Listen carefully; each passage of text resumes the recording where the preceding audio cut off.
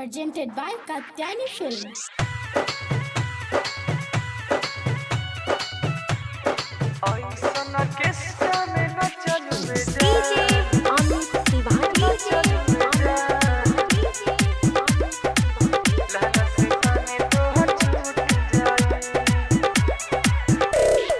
आ रह गईनी छपरा गईनी गईनी दरा भंगा कितना लोग के सामने हम उठावले रहनी लहंगा। कितना लोग रहे हो बताओ ना।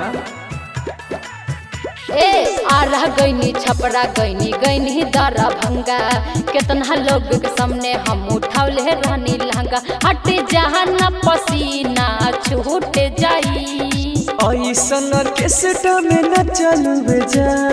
कैसन हो बोला। अरे का भाई ऐसन ऑर्केस्ट्रा में न चलू बेजान लहंगा से पानी तोहर छूट जाई। ऐसन ऑर्केस्ट्रा में न चलू बेजान लहंगा से पानी तोहर छूट जाई। सगरो तोहरे नाम बा। अच्छा ये बात बा। हाँ हो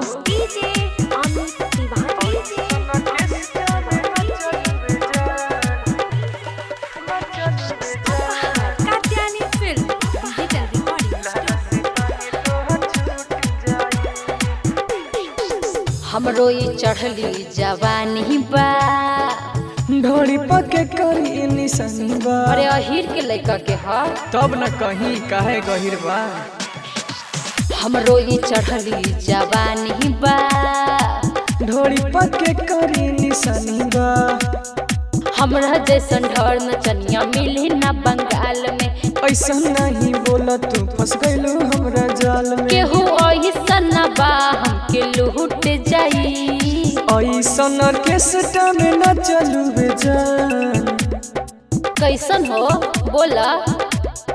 ऐसन ऑर्केस्ट्रा में न चलू बेजान लहंगा से पानी तोहर छूट जाई। ऐसन ऑर्केस्ट्रा में न चलू बेजान लहंगा से पानी तोहर छूट जाई। Katyani Film Digital Recording Studio.